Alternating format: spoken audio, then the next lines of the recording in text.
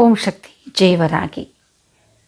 ஹரே ராம ராம ராம ராம ராம ஹரே ஹரே, ஹரே கிருஷ்ண கிருஷ்ண கிருஷ்ண கிருஷ்ண கிருஷ்ண ஹரே ஹரே. இந்த எபிசோட்ஸை நீங்கள் பார்த்தீங்கன்னா தொடர்ச்சியாக என்னை சுற்றி ராதாகிருஷ்ணர் இருப்பாங்க. இங்கே பின்னாடி படம் பார்த்தீங்கன்னா அதுலேயே ராதாகிருஷ்ணர் இருப்பாங்க. எதற்காக இந்த ராதாகிருஷ்ணர் வீட்டில் எதற்காக இந்த ராதாகிருஷ்ணர் படம் வைக்கணும் அப்படின்ற ஒரு சூட்சமத்தை தான் சொல்ல போகிறேன்.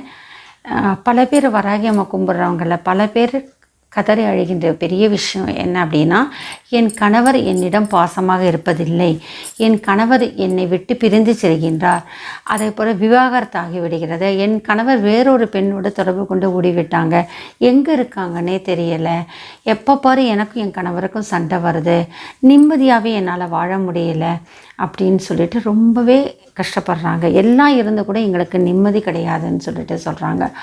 அப்பேற்பட்டவங்கள் கும்பிட வேண்டிய தெய்வம் என்னன்னா இந்த ராதாகிருஷ்ணருடைய படம். நீங்கள் யாருக்காவது கல்யாணத்துக்கு போகிறீங்கன்னா கூட ராதாகிருஷ்ணருடைய படத்தை வாங்கி கொடுங்க.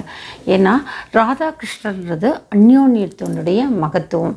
அதாவது ஜீவாத்மா பரமாத்மா இணைந்த சங்கமம் தான் ராதர் ராதர். கிருஷ்ணரோட இணைகின்ற ராதை என்பது, கிருஷ்ணர் பரமாத்மா, ராதை ஜீவாத்மா. இந்த கிருஷ்ணரும் பரமாத்மாவும் ஜீவாத்மா இணைகின்ற சங்கல்பம். அதே மாதிரி தான் கணவனும் மனைவியும் இணைகின்ற அந்த அமைப்பு முறை. எங்கெல்லாம் கணவன் மனைவிக்குள்ளே ஒத்துமையாக இருக்கணும்னு நினைக்கிறீங்களோ, எங்கெல்லாம் கணவர் மனைவி இணைந்த குடும்ப வாழ்க்கையை நல்லபடியாக இருக்கணும்னு நினைக்கிறீங்களோ, அங்கெல்லாம் இந்த ராதாகிருஷ்ணரோட வழிபாடு இருக்கணும். எங்கள் வீட்டில் பார்த்தீங்கன்னா இங்கே திரைச்சிலை கூட ராதாகிருஷ்ணர் இருக்கும். என்னுடைய கணவர் எனக்கு பிறந்தநாள் பரிசாக கொடுத்தது கூட ராதாகிருஷ்ணர். என்ன அப்படின்னா, தாம்பத்தியம் இருந்தால் தான் வாழ்க்கையும் கிடையாது. அதாவது உங்களுக்கு ஒரு இல்லற தர்மம், உங்களுக்கு வம்சம் வரணும்னா அது முக்கியம். தாம்பத்தியம் இருந்தால் தான் வம்ச விருத்தி.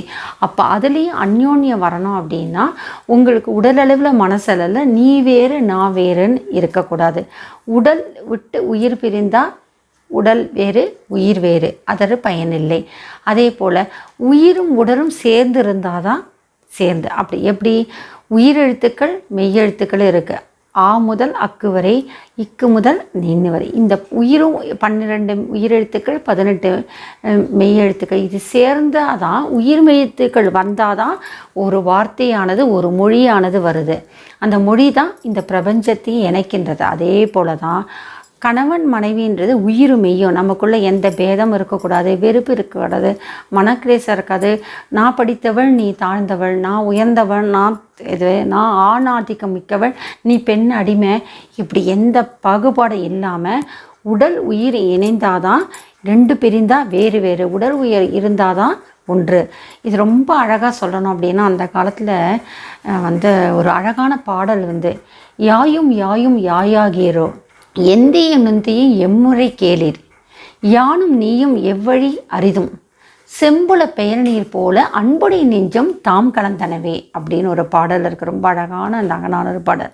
அது என்ன அப்படின்னா, அந்த காதலன் காதலி தலைவன் தலைவி பாடுறாங்க. நானும் நீயும் யாயும் யாயும் யாயாகீரோ, என்னுடைய தாயும் உன்னுடைய தாயும் யாருன்னு தெரியாது, எந்தையும் நுந்தையும் எம்முறை கேளு, என் தந்தையே உன்னுடைய தந்தையும் எந்த முறையில் வராங்கன்னு தெரியாது, யானும் நீயும் எவ்வழி அறுதும், நானும் நீயும் எந்த வழியில் வந்தோம் தெரியாது. ஆனால் ஒரு தலைவன் தலைவி ஒருத்தருக்கொருத்தர் பார்க்குறோம், ஒருத்தருடைய மனசு பிடிச்சி போகிறது. எப்படி பிடிச்சி போய் வாழ்க்கை அமையிறது? செம்புல பெயர் நீர் போல் அன்புடைய நெஞ்சம் தாய் கலந்தவனே. இப்போது தரையில் இந்த மொசைக் ஃப்ளோரில் தண்ணி கொட்டித்துன்னு நினச்சிக்கோங்களேன். அதை அள்ளி எடுத்துடலாம். அதை ஒரு ஸ்பேடால் தள்ளி முரத்தில் அள்ளி எடுத்துடலாம். எங்கே ஒரு சாதாரண தரையில் எடுத்துடலாம். ஆனால் செம்மண் நிலத்தில் தண்ணி கொட்டின அடுத்த நிமிஷம் பார்த்திங்கன்னா அந்த செம்மண் ஆனது ஒரே நொடியில் என்ன பண்ணும், அந்த தண்ணியை ஈற்றுக்கொள்ளும். அந்த இடத்துல தண்ணி வேறு மணல் வேறு செம்மண் வேறுன்னு பிரிக்க முடியாது. விட்ட அடுத்த நிமிஷமே அந்த தண்ணியானது அந்த செம்மண் ஈர்த்துக்கொள்ளும். செம்புல பெயல் நீர் போல, செம்மண் நிலத்தில் பெய்த அந்த பெயல் நீர் போல என்னுடைய அன்பு நெஞ்சம் தாம் கலந்தவே. இந்த அன்புடைய நெஞ்சங்கள் தலைவன் தலைவி எண்ணம் தாம் கலந்தனவே. எப்போ தலைவன் தலைவிக்குள்ள எந்தவித வேறுபாடு இல்லாமல் ஒற்றுவரை ஒற்று பிரிக்க முடியாத நிலை வருவதோ, அந்த நிலையில தான் என்ன வரும், நமக்கு அழகான குடும்ப வாழ்க்கை வரும் என்று சொல்லப்படுகிறது. பெரியவங்கன்னா எங்கள் வீட்டில் ஆச்சாரமாக இருக்கவங்க அந்த காலத்து சொல்லுவாங்க, ஒரு விரதம் இருக்கிறதா இருந்தால் கூட யாரை கேட்டோம், ஆத்துக்கார கேட்டியா அப்படின்னு சொல்லி கேட்பாங்க. கணவன் உத்தரவு கொடுத்தாதான் பெண்கள் விரதம் இருந்தால் பழிக்கும். ஏன்னா அவருடைய மனசும் முழுமை அடையணும், பெண்ணுடைய மனசும் முழுமை அடையணும். அதே மாதிரி பார்த்தா விரதம் இருந்தாங்கன்னா கணவருக்கு நமஸ்காரம் பண்ணிட்டு பண்ணாதான் அந்த பூஜையானது நிவர்த்தி அடையும்னு சொல்லுவாங்க. இந்த மாதிரி அமைப்பு இருந்தால் தான் ஒற்றுமை வரும்.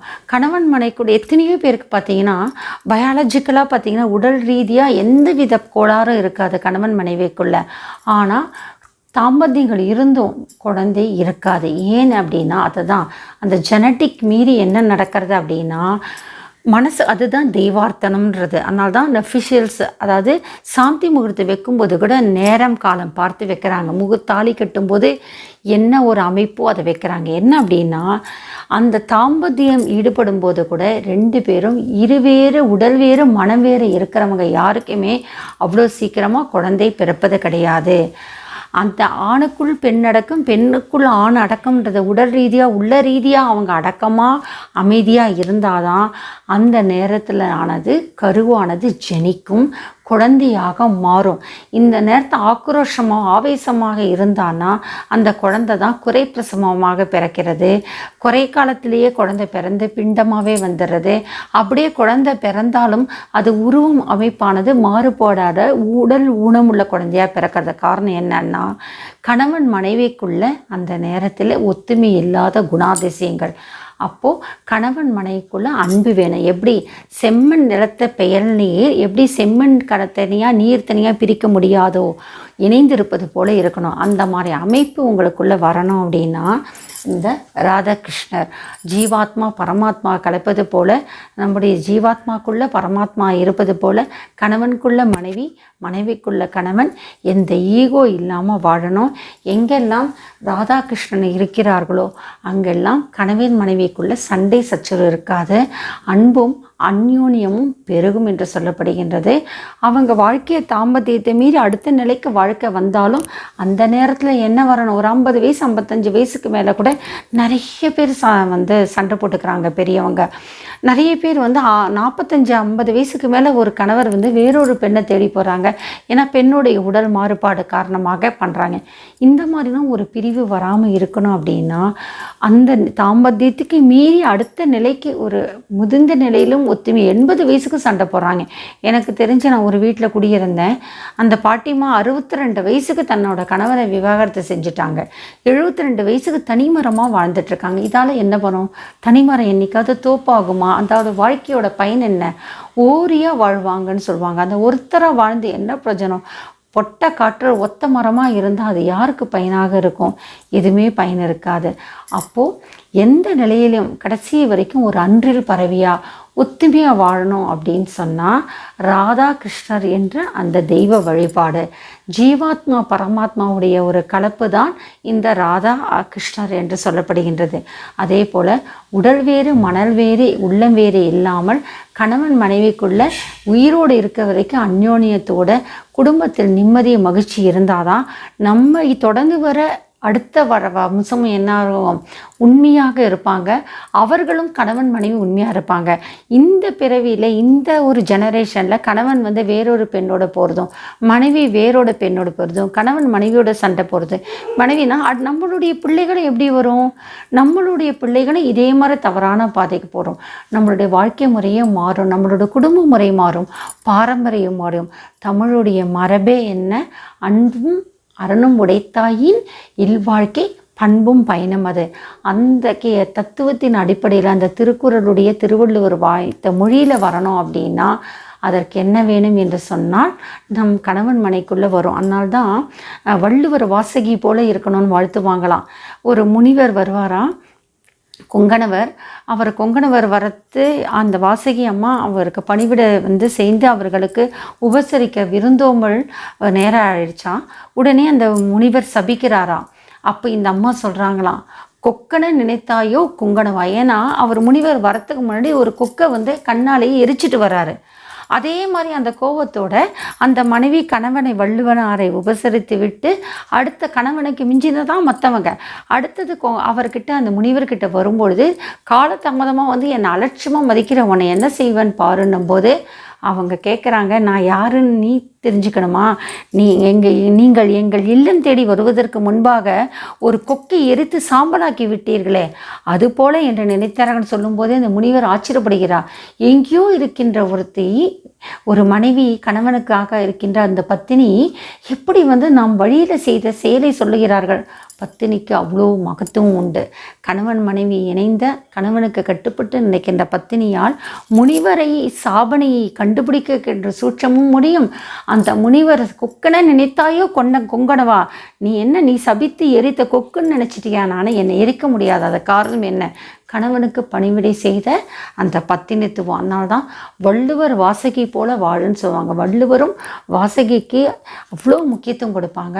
வாசகியும் வள்ளுவருக்கு ஏற்ற பத்தினியாக திகழ்வாங்க. கிணத்துக்குள்ளே தண்ணி இழுக்கும்போது கணவர் கூப்பிட்டான்னு சொன்னால் அந்த கயிறை போட்டால் அந்த தண்ணி அவங்க திரும்பி கணவனுக்கு பணிவிடை செய்துட்டு வர வரைக்கும் அந்த ராட்டினத்தை அந்த கயிறு அப்படியே நிற்குமா. அதுதான் பதிவிரத சிவமணி, அந்த பதிவிரதத்தோட தன்மை. அதை தான் சொல்லுவாங்க. ரேணுகா பரமேஸ்வரி ஜமதக்ன முனிவியருடைய மனைவியாக இருக்கவங்க பச்சை மண்ணை பிடிச்சி அதில் பானை செஞ்சு என்ன செய்வாங்க, அதில் முனிவருக்கு ஜமதக்க முனிவருக்கு எடுத்துகிட்டு போகிறாங்க. அப்படி வரும்போது நீரோடையில் ஒரு நீரோடையில் மேலே பிறக்கிற கந்தர்வர்கள், என்ன கந்தர்வர் இவ்வளோ நல்லா இருக்காங்களே, அழகாக இருக்காங்க நினச்ச உடனே பத்தினித்துவம் போய் அந்த மண்ணால் பச்சை மண்ணால் பானை பிடிக்க முடியல. இதை தெரிஞ்சது தான் ஜமதக்க முனிவர் என்ன சொல்கின்றார், அம்மாவை பரசுராமரை அனுப்பி அம்மாவை கொன்று விட்டுவான்னு சொல்கிறார். அந்த நேரத்தில் தான் பரசுராமர் நான் கேட்ட வரத்தை தர வேண்டும் என்ற வரத்தை வாங்கி கொண்டு அம்மாவை வாளால் வெட்டி விட்டு திருப்பியும் அம்மாவை இணைக்கிறார்கள். அந்த அமைப்பு தான் பவானி அம்மன் பெரிய பாளையத்தம்மன். அப்போது முதல்ல கணவனுக்கு எப்பவும் துரோகம் செய்யாமல் இருக்கணும். எத்தனையோ முறை நீங்கள் கவலைப்படாதீங்க. கணவன் தவறான வழி போனால் நானும் போயிட்டேன்னு போனான்னா நம்மளால் கணவன் மீட்டெடுக்க முடியாது. பிள்ளைகளுக்கு எல்லா கணவன் மனைவியும் ஞாபகம் வச்சுக்கோங்க. நம்ம ஈகோவால் கணவன் மனைவி பிரிந்தால் பெற்றோர் இல்லாமல் யார் வாடுவார்கள்? குழந்தை வாக பல பேர் வந்து கணவன் மனைவி பிரிந்துட்டாங்க. ஆனால் அந்த பெண் குழந்தையோ ஆண் குழந்தையோ தாய் இல்லாமல் வாழ்கின்றது அல்லது தகப்பனி இல்லாமல் வாழறது. அப்படி எவ்வளோ கொடுமை. நம்ம எவ்வளோ பெரிய பாதகம் செய்கிறோம். இருக்கத்தில் ரொம்ப கொடுமை கணவன் மனைவி பிரிந்து பிள்ளைகளை விவாகரத்தாகி பிள்ளைகளை நடுத்தருவில் விடுவது தான்.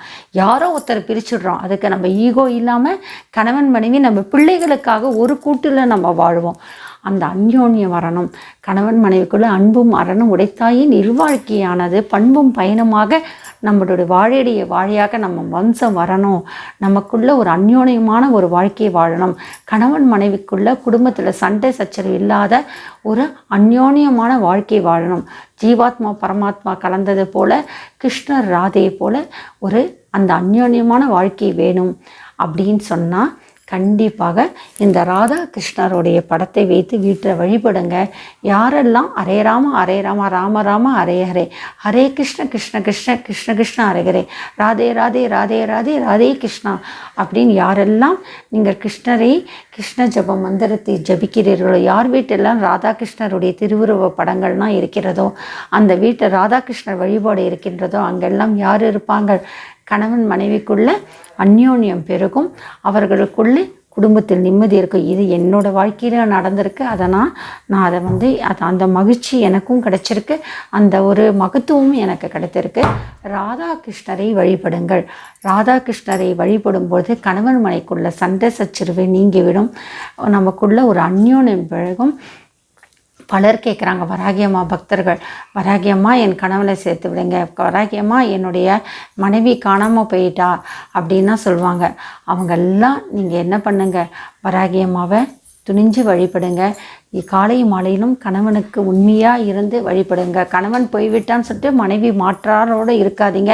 கணவன் தான் வேணும், விடாப்படியாக நில்லுங்க. உங்கள் கணவன் உங்களை தேடி வருவாங்க. மனைவி போய்விட்டால் நீங்கள் மாறுபட்டுறாதீங்க. எனக்கு மனைவி வந்து தான் தீர வேண்டும் என்று சொல்லுங்கள், வருவாங்க. இதுக்கும் மேலே மாறுபட்ட நிறையில் அந்த குடும்பத்துக்கு ஏற்ற சூழலில் இல்லை என்றால் கடவுளாகவே பிரிச்சுடுவாங்க.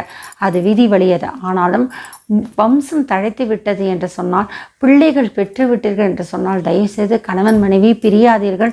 உங்களோட பிள்ளைகளுக்காக கணவன் தவறு செய்தாலும் பொறுத்து கொள்ளுங்கள், மனைவி தவறு செய்தால் பொறுங்கள். உங்களுடைய பிரிவினையால் உங்களுடைய வம்சத்தில் இருக்கின்ற பிள்ளைகள் இருந்தும் அனாதையாக இருக்கின்றது. இந்த நிலைமை வேண்டாம். குடும்பம் ஒற்றுமையாக இருக்கணும். திருப்பி நீங்கள் எல்லாரும் எந்த மந்திரத்தை ஜபிக்கிறீர்களோ, வள்ளுவர் பெருமகனார் சொன்ன அன்பும் அறனும் உடைத்தாயின் இல்வாழ்க்கை பண்பும் பயனும் எது. அன்பும் அறனும் கூடிய பண்பும் பயணமான ஒரு குடும்ப வாழ்க்கை வாழணும்னா இந்த ராதா கிருஷ்ணர் போன்ற அந்யோன்யமாக வாழுங்கள். உங்கள் இல்லத்திலே மகிழ்ச்சி பெருகும், சந்தோஷம் பெருகும். இல்லறம் அல்லது நல்லறம் அன்று, இல்லறம் அல்லது துரோரம் அன்று. இல்லறத்தை நல்லறமாக நடத்தி இன்றைக்கு பலருக்கு நல்லபடியாக வாழணுன்றதுக்காக தான் நாங்கள் என்ன செய்கின்றோம், இந்த எங்களுடைய வாழ்க்கையிலுடைய சந்தோஷத்தை மறந்து தெய்வீக பாதையே சிறந்த சந்தோஷம் என்று நானும் என் கணவரும் அந்த பாதையில் செல்கின்றோம். எந்த வகையிலும் நாங்கள் இப்போ பார்க்குற ராதாகிருஷ்ணன் ஜீவாத்மா பரமாத்மா. நீங்கள் பார்க்கும்போது குடும்ப வம்சம் தழைக்கணும்னா ராதாகிருஷ்ணர் அன்பும் அறனும் போல உயிரும் உடலும் இணைந்த வாழ்க்கையாக உங்களுடைய வாழ்க்கையை வாழணும். வராகி அம்மா சிறந்த ஒரு குடும்ப அமைப்பை உங்களுக்கு தர வேண்டும். பிரிந்தவர்கள் கூட வேண்டும், கூடி வம்சம் தழைக்க வேண்டும் என்று வராகி அம்மா வேண்டிக் கொண்டு வாழையடை வாழையாக வம்சம் விளங்குவதற்கு வராகி அம்மா அருள் புரியட்டும். ஜெய் வராகி. மீண்டும் பக்தியுடன் வருவேன். ஓம் சக்தி.